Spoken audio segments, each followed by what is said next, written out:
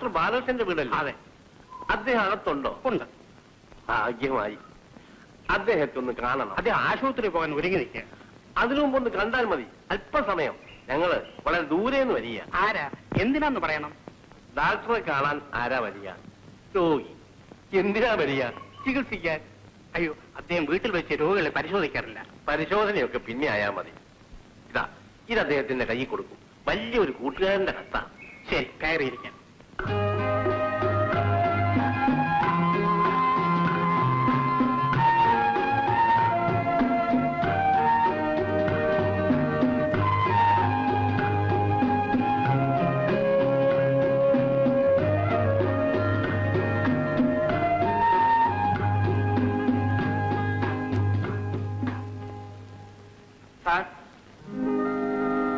എന്താ പോകുന്ന?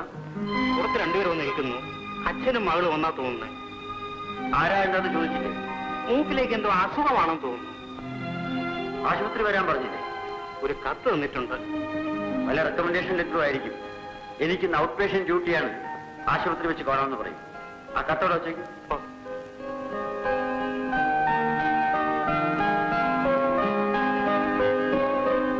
എന്തായി? കാര്യം ഞാൻ അപ്പോഴേ പറഞ്ഞില്ലേ. എന്ത് പറഞ്ഞു? ആശുപത്രി വെച്ച് കാണാമെന്ന്. പിന്നെ നിങ്ങളുടെ ഭാഗ്യം ഇന്ന് അദ്ദേഹത്തിന് ഔട്ട് പേഷ്യന്റ് ഡ്യൂട്ടിയാണ്. ആ കത്ത് കൊടുത്തില്ലേ? കൊടുത്തു. എന്നിട്ട് അവിടെ വച്ചേക്കാൻ പറഞ്ഞു. പൊട്ടിച്ചു വായിച്ചില്ലേ? ഇല്ല. വായിച്ചിരുന്നെങ്കിൽ അദ്ദേഹം ഞങ്ങളെ കാണാതിരിക്കില്ല. സാരമില്ല, നമുക്ക് ഔട്ട് പേഷ്യന്റിൽ പോയി കാണാമല്ലോ. അവിടെ വെച്ച് കാര്യങ്ങളൊക്കെ പറയാമല്ലോ.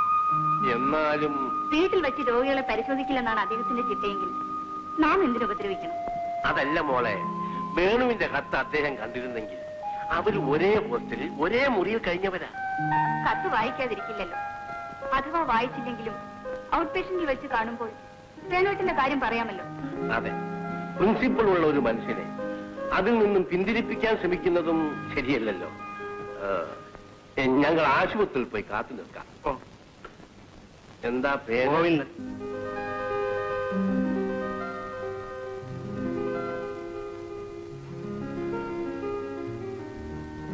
അവർ ഔട്ട് പേഷ്യന്റിലേക്ക് പോയി.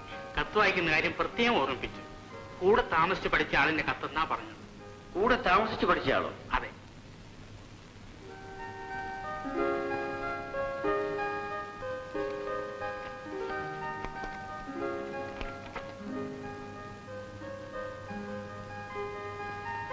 വേണു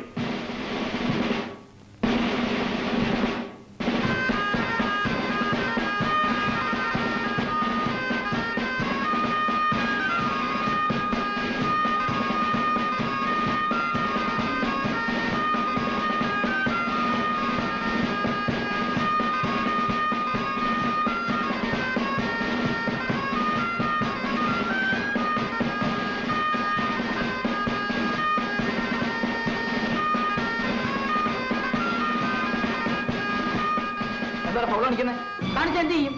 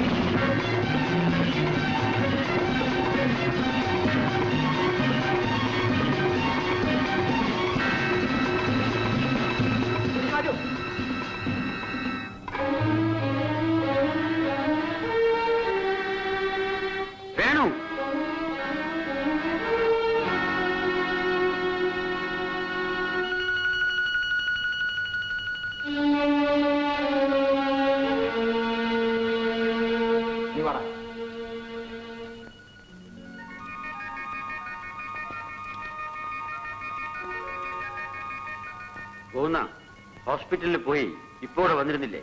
അവരെ കണ്ടുപിടിച്ച് എന്റെ ഡ്യൂട്ടി റൂമിൽ ഇരിക്കാൻ പറയണം. കാരണം വേഗം വെക്കുള്ളൂ. കാപ്പി കുടിച്ചില്ലല്ലോ. ആ കാപ്പി ഞാൻ കഴിച്ചു. നമുക്ക് ഒന്ന് വേഗം പോകും.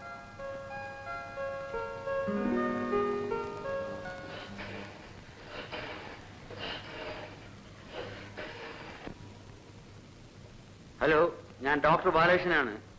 ഡോക്ടർ തോമസ് അവിടെ ഉണ്ടോ? അദ്ദേഹത്തോട് പറയണം ഞാൻ വരാൻ അല്പം വൈകും. എനിക്ക് വേണ്ടി OP ഒന്ന് അറ്റൻഡ് ചെയ്യണമെന്ന്. ആ.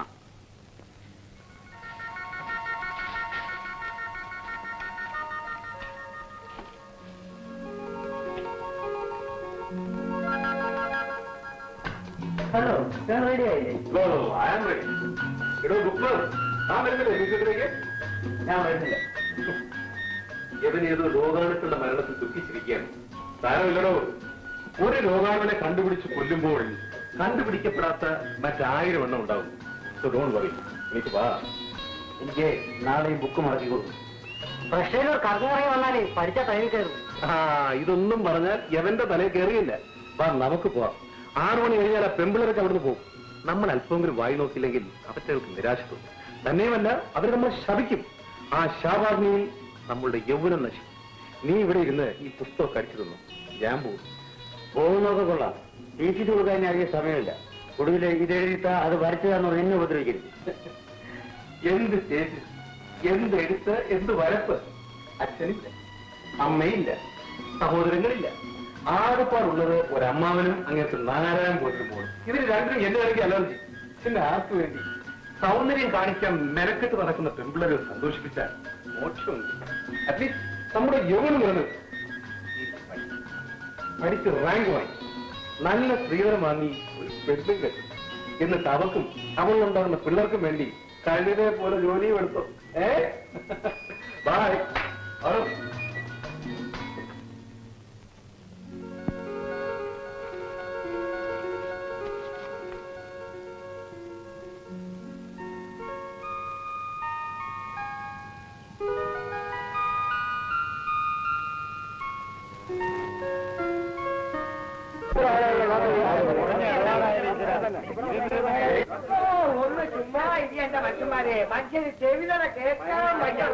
സൂക്കേട് വന്ന് വയ്യാഞ്ഞിട്ടാണ് ഈ തൊണ്ട. അപ്പൊ സൂക്കേട് വന്നെങ്കിലോ? ഇവിടെ വിത്തക്കാടി ഇങ്ങോട്ടോ. അതേതാ ഒരു പക്ഷി? പക്ഷിയല്ല, മനുഷ്യനാ. തുടങ്ങിയിട്ട് കുറെ നാളായി. സ്ലിപ്പ്. ഓ എടാ ഗുഹരാജ, ഈ സ്ലിപ്പ് കൊണ്ടുവരാൻ ഇത്രയും താമസിച്ചത് എന്താണ്? ഇവരെ പിടിച്ചു നിർത്താൻ ഞാൻ എന്ത് പാടുപെട്ടെന്നറിയാമോ? ആ സ്ലിപ്പ് എഴുതുന്ന നേഴ്സിന് ഛർദില്. ഒരു സ്ലിപ്പ് എഴുതും, അടുത്ത ബാത്റൂമിലേക്ക് ഓടും ഛർദിക്കാൻ. എന്നിട്ട് വന്നിട്ട് വേണം അടുത്ത സ്ലിപ്പ് എഴുതാൻ. കാര്യം എന്താണെന്ന് അറിയാമോ? ഗർഭം. ഓ ഭഗവാനെ, അവര് സന്താന നിയന്ത്രണത്തിന്റെ ചീഫാണ്. അവരങ്ങനെയായാൽ ഈ സന്താനം എന്താവും? ചുമ്മാ ചലക്കാട് പേര് വായിച്ചുകൂടെ? ഇരുന്നിരുന്ന് നാടു കാണിക്കുന്നു. എന്നാ താൻ അവിടെ കിടക്കും. അണ്ണാ, ബെല്ല് ബെല്ല്. സിസ്റ്റർ ഛർദിച്ചിട്ട് വീണ്ടും വന്നു കാണും. എന്നാ നീയും കൂടി പോയി ഛർദിക്കേ. Francis Xavier. അല്ലല്ല, ഫ്രാൻസിസ് സേവിയർ. ചേടാ, ഈ പേര് ഈ ആസ്പത്രി തുടങ്ങിയ കാലം മുതലേ ഉള്ളതാണല്ലോ. ഇയാൾ ഇപ്പോഴും ജീവിച്ചിരിക്കുന്നു. ചാവാ പറ്റിയില്ല, ഒന്ന് ക്ഷമിച്ചേടാ. എന്നാ താനിങ്ങോട്ട് വാ. തന്റെ ചുമ ഇന്ന് ഞാൻ നിർത്തിത്തരാം. ഒരു കുട്ടി വേണ്ട, താനിങ്ങോട്ട് വാ. വാ.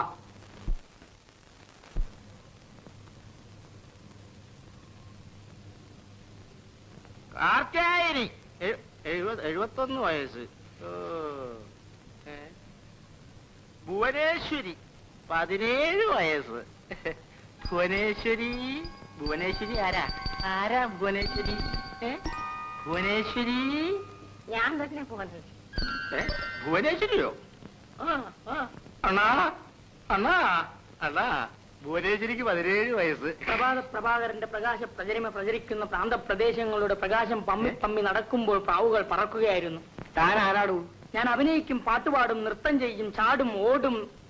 എന്നാലേ താൻ പറഞ്ഞാണ് ശരി. ഓടിക്കോ. തനിക്ക് പറ്റിയ സ്ഥലം ഇതല്ല, ഉളം പറയാണ്. ആ പോ, സ്ഥലം കാലിയാക്കി. തത്വമസി അഹം ബ്രഹ്മോസ്മി. ഓം തത് സത്. ഓം ശാന്തി ശാന്തി. ഒന്നായ നിന്ന ഇഹ രണ്ടെന്നു കണ്ടളവിലുണ്ടായൊരിണ്ടൽ ബദമിണ്ടാവതല്ല മമ. സ്വാമി, ഇത് ആശ്രമമല്ല, ആശുപത്രിയാ. നമ്മുടെ ജ്ഞാനദൃഷ്ടിയ അത് കണ്ട് മനസ്സിലാക്കിയതിന് ശേഷമാണ് ഇങ്ങോട്ട് ഇറങ്ങി പുറപ്പെട്ടത്. നില്ല. ചീട്ട് എഴുതിച്ചോ? നമുക്ക് ചീട്ടിന്റെ ആവശ്യമില്ല വത്സ. ഡോക്ടർ ബാലകൃഷ്ണന് ദർശനം നൽകണം, അനുഗ്രഹിക്കണം, തിരികെ പോട്ടെ. അദ്ദേഹത്തെ ഇപ്പൊ കാണാൻ സാധ്യമല്ല, വരാൻ കുറച്ച് താമസിക്കും. എന്നാൽ ആസനം തരൂ, നാം ശാന്തിയോടെ ഇവിടെ കാത്തിരിക്കാം. ആസനം? അതെ, ആസനം, ഇരിപ്പിടം. ഓ, ഇരുന്നോ.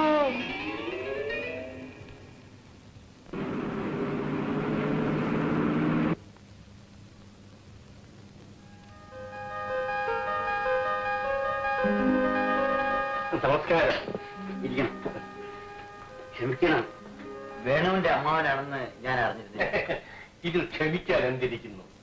ഡ്യൂട്ടി സമയം കൂടി പ്രൈവറ്റ് പ്രാക്ടീസിൽ ഉപയോഗിച്ച് പണം ഉണ്ടാക്കുന്ന ഇക്കാലത്ത് നിങ്ങളെപ്പോലെ ഒരു ഡാക്ടറെ പരിചയപ്പെടാൻ സാധിച്ചത് തന്നെ എന്റെ മഹാഭാഗ്യമാണ്.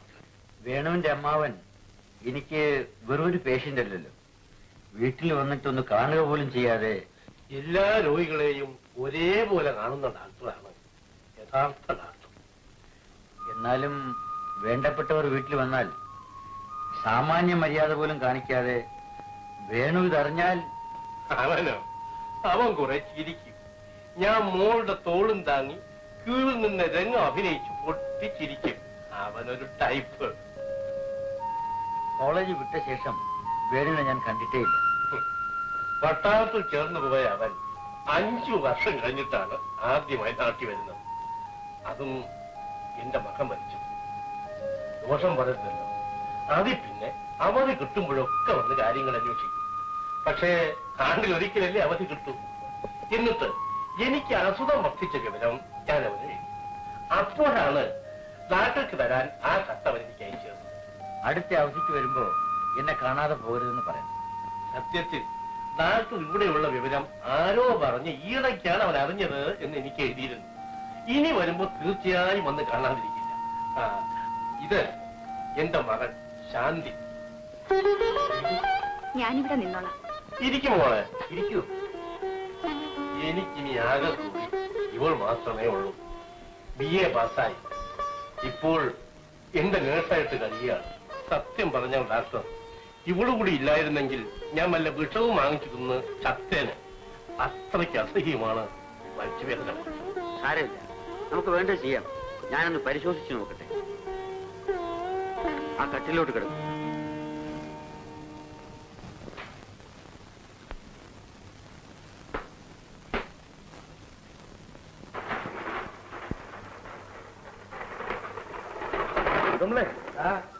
നമ്മുടെ ആ പേവാർഡിന്റെ കാര്യം ഇനിയും ശരിയായിട്ടില്ലല്ലോ. You see I am very congested here. എന്റെ കാര്യം സാരമില്ല. I have request Alamel what's so. അലമേലിന്റെ കാര്യവും നോക്കണമല്ലോ. യു സി ഈ ആണുങ്ങളുടെ ഇടയിൽ പെണ്ണുങ്ങൾ എങ്ങനെ മിങ്കിൾ ചെയ്യാനാണ്? സ്വാമി, ഡോക്ടർ അദ്ദേഹം വരുമോ പറ. അല്ലാതെ ഈ കുട്ടമ്പിള്ള വിചാരിച്ചിട്ട് എന്തോന്ന് മിങ്കിൾ ചെയ്യാനാണ്? കണ്ണിനെ തൂത്രി വാങ്ങിച്ചുകൊണ്ട് ഏറ്റതോ?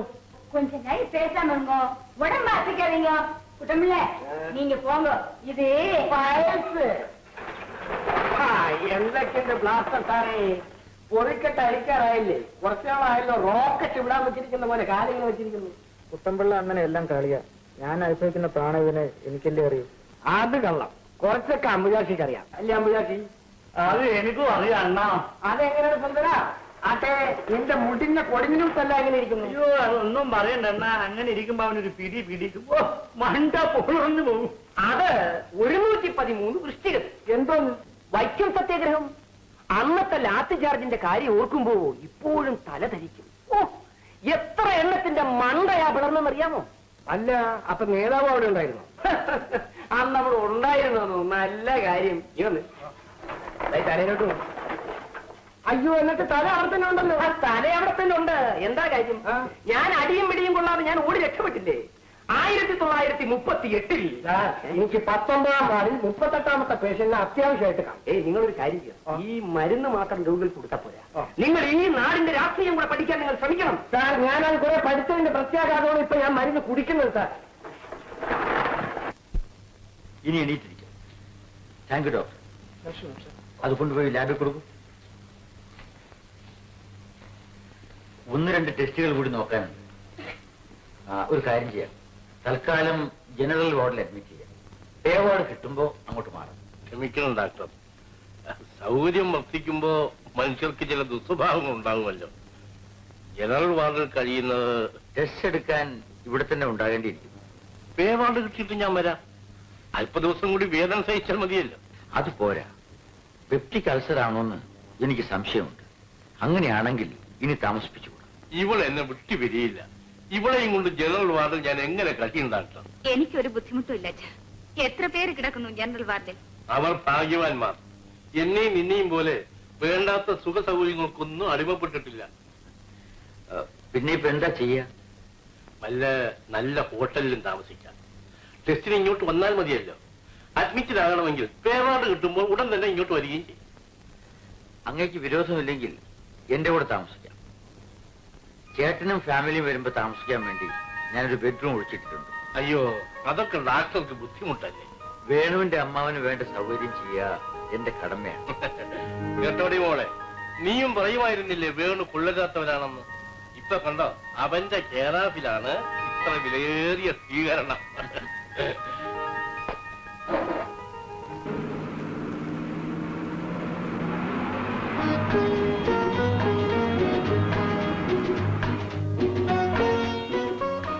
ആ പോകുന്ന ചേട്ടന്റെ മുറി ഒഴിച്ചു കൊടുത്ത് വേണ്ട സൗകര്യങ്ങളൊക്കെ ചെയ്തു കൊടുക്കും. ഞാൻ ഹോസ്പിറ്റലിൽ പോയിട്ട് ടെസ്റ്റിന് വേണ്ട ഏർപ്പാടുകളൊക്കെ ചെയ്ത് വണ്ടി ഇങ്ങോട്ടായി ഉടനെ അങ്ങോട്ട് പോരണം. എനിക്ക് സമയമായി. അങ്ങനെയാണ്. എന്താ പോകുന്ന അയന്നതുപോലെ അദ്ദേഹത്തിന്റെ ജ്യേഷ്ഠനും കുടുംബവും അല്ലാതെ മറ്റാരും കൂടെ താമസിച്ചിട്ടില്ല. എന്നാൽ അദ്ദേഹത്തിന്റെ അമ്മാവനും മോളുമാണെന്ന് കരുതിക്കൊള്ളണം. രാവിലെ കണ്ടപ്പോ രണ്ടുനാലൂപിലം കൊണ്ടൊരുത്തനെ തണ്ടിലേറ്റി നടത്തുന്നതും ഭവാൻ, മാറിയാൽ മുകളേറിയ പന്നന്റെ തോളിൽ മാറാപ്പ് ഇറക്കുന്നതും ഭവാൻ എന്നാണല്ലോ. ഞാൻ പോയി മുറയൊക്കെ വിളിക്കട്ടെ.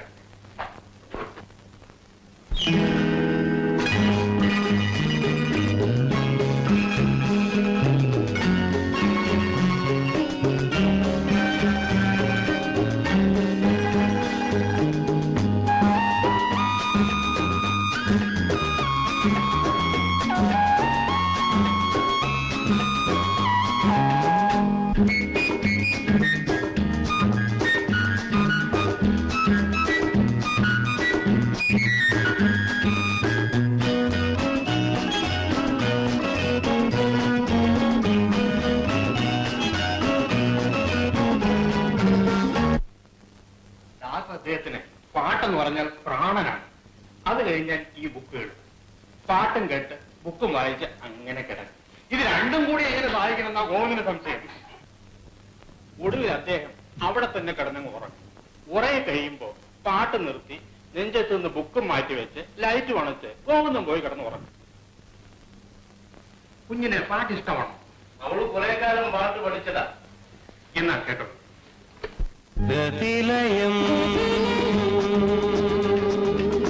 ലയന സംഗീതത്താളം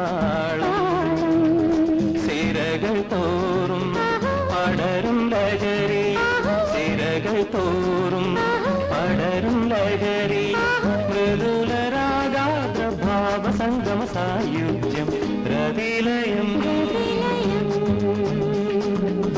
ലയന സംഗീതത്താളം സിരകൾ തോറും പടരും ലഹരി, മൃദുലരാഗാദ്ര ഭാവ സംഗമ സായുജ്യം പ്രതിലയം.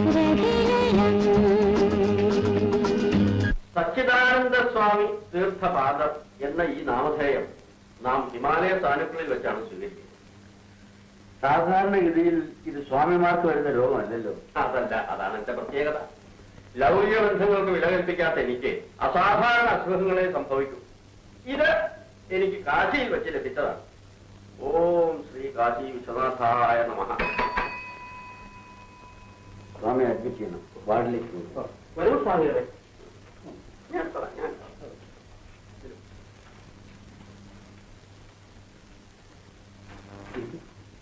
യാതൊരു രോഗവുമില്ല, പറഞ്ഞ മനസ്സിലാകണ്ടേ. ഞാനൊന്ന് പരിശോധിക്കട്ടെ. എന്താ അസുഖം? സ്വാമി ഇങ്ങോട്ട് പോരെ. ഇവിടെ ബെഡ്, ഇവിടെ ഇവിടെ ഇവിടെ. സ്വാമി ഈ രണ്ടീ കിടന്നു. ഗ്യാസോട്ടപ്പാ ഈ ഒന്നി കിടന്നു.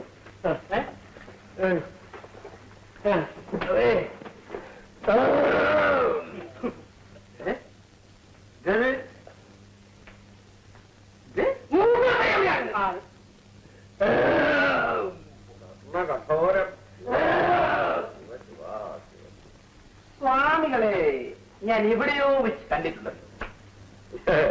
എന്നെ അങ്ങനെ കണ്ടു കാണാൻ ഇടയില്ല. ഞാൻ ഇത്രയും കാലം ഹിമാലയ പ്രാന്തങ്ങളിലായിരുന്നു. അതെ അതെ അതെ അതെ, അവിടെ വെച്ച് തന്നെയാണ് നമ്മൾ കണ്ടിട്ടുള്ളത്. ഹിമാലയ പ്രാന്തത്തിൽ? അവിടെ നിങ്ങൾ എന്തിനു വന്നു? 939 ദണ്ഡിയാത്ര. അന്ന് ഞാനും എന്നോടൊപ്പം ബാപ്പുജിയും ഉണ്ടായിരുന്നു. അപ്പോ എന്നെ അവിടെ വെച്ച് കണ്ടോ? കണ്ടു വന്നു. ഇന്നലെ കണ്ടതുപോലെ ഞാൻ ഓർക്കുന്നു. ഞാൻ 40-ലാണല്ലോ ഹിമാലയത്തിൽ പ്രവേശിച്ചത്. 40-ലോ? ആരെ 40-ൽ? 1940. ஏன்னா யாரோ பெரிய சாமியார் வந்திருக்கார். நான் போய் கும்பிட்டுட்டு வரட்டுமா? பேசாம சும்மா இல்லை, ஏதோ கத்தோட்டு அவங்களும் அவங்களோட சம்சாரம் நமக்கு வேண்டாம். கடவுளே, எனக்கு அந்த பேவாது கிடைக்கணுமே. ஆமா ஆமா, இல்லன்னாலும் உங்களுக்கு ஆம்பளைங்க மேல சந்தேகம் தான். அதனாலதான் நமக்கு ஒரு குழந்தை கூட பிறக்கல. அதேண்டி அவனு, திஸ் இஸ் ஹாஸ்பிட்டல், இது ஹாஸ்பிட்டல் ஆனா don't tease me too much. ஆம்பளையா ஆம்பளை, என் வாயால ஒண்ணு சொல்ல வைக்காதே. എന്റെ ഹിമാലയ സ്വാമി, എന്നെ ഒന്ന് അനുഗ്രഹിക്കണം. 2 കാലം തൊട്ട് നമസ്കരിക്കും. ഓ, നിങ്ങൾ ആരാ? എന്റെ പേര് സുന്ദരൻ. ഞാൻ ആകപ്പാട് അവതാളത്തിൽപ്പെട്ടിരിക്കുക. ഓ, എന്താ രോഗം? സുന്ദരവച്ച, താങ്കളുടെ മനോവിഷമത്തിന്റെ കാര്യം എനിക്ക് ജ്ഞാനദൃഷ്ടിയാ മനസ്സിലായി കഴിഞ്ഞിരിക്കുന്നു. ലൗകിക കാര്യങ്ങളിൽ നിന്ന് വിമുക്തി നേടി. ലൈംഗിക കാര്യങ്ങളിൽ? ലൈംഗികമല്ല, ലൗകികം. രണ്ടും ഒന്നു തന്നെ. ആത്മീയ കാര്യങ്ങളിൽ ശ്രദ്ധ പതിപ്പിക്കാൻ ശ്രമിക്കും. ഇത് കണ്ടോ? കാമക്രോധ ലോഭമോഹ മതമാശ്ചര്യങ്ങളെ വൈരാഗ്യമാകുന്ന വാളുകൊണ്ട് അറുത്ത് ആ രക്തത്തിൽ മുക്കിയെടുത്ത വസ്ത്രങ്ങളാണ് സന്യാസിമാർ ധരിക്കുന്നത്.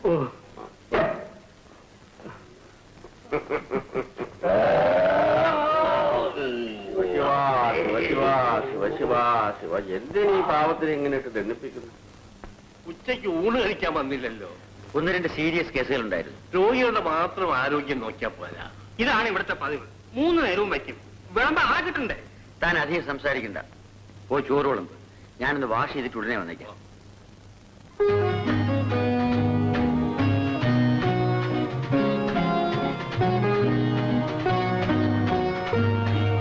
ചേട്ടനും കുടുംബവും കൂടെ വരുമോ? ചേട്ടൻ ചിലപ്പോഴൊക്കെ വരും. വന്നാലും ഒരു 2 ദിവസം താമസിച്ച് മടങ്ങി. വീട്ടിൽ ചേട്ടത്തിയും കുഞ്ഞുങ്ങളും മാത്രമേ ഉള്ളൂ. കൃഷി കാര്യങ്ങളൊക്കെ ഉണ്ട്. അപ്പോ ചേട്ടനാണ് കാര്യങ്ങളൊക്കെ നമുക്ക്. MBBS പാസ്സായപ്പോ ഞാൻ ജോലിയിൽ പ്രവേശിക്കാമെന്ന് വിചാരിച്ച, പക്ഷെ ചേട്ടൻ സമ്മതിച്ചില്ല. ചേട്ടന്റെ നിർബന്ധം കൊണ്ടാണ് ഞാൻ റിസർച്ചിനും FRCസിനും ഒക്കെ പോയത്. ഞാൻ ലണ്ടനിൽ പോയി മടങ്ങി വന്ന ഉദ്യോഗത്തിൽ പ്രവേശിച്ച ശേഷമാണ് ചേട്ടൻ വിവാഹം കഴിച്ചത് തന്നെ. ചേട്ടനെ എന്നെങ്കിലും എനിക്കൊന്ന് പരിചയപ്പെടണം. ആരും കഴിക്കുന്നില്ലല്ലോ. ഒന്നിനെ പോലെയുള്ളൊരു സർവന്യത കിട്ടിയില്ലായിരുന്നെങ്കിൽ നാഗ്നയെ തനിച്ചുള്ള ജീവിതം. ഞാനാകെ കുഴഞ്ഞിരിക്കുക. ചേട്ടൻ വന്നാൽ എനിക്ക് വഴക്കം. ഇനി പിടിച്ചിട്ട് ആരും കഴിപ്പിക്കാൻ ഒക്കും. ശരിയാണ്, താങ്കൾ ഒന്നും കഴിച്ചില്ല. ഞാൻ ഇത്രയൊക്കെ കഴിക്കാറുള്ളൂ. എണീറ്റോട്ടെ, ടേക്ക് യുവർ ഓൺ ടൈം. ചോറ് ബാക്കിയിരിക്കുന്നു. കുറച്ച് വെള്ളം ഒഴിച്ചു വെച്ചിരുന്നാൽ മതി. നാളെ രാവിലെ പഴം കഞ്ഞി കുടിക്കും.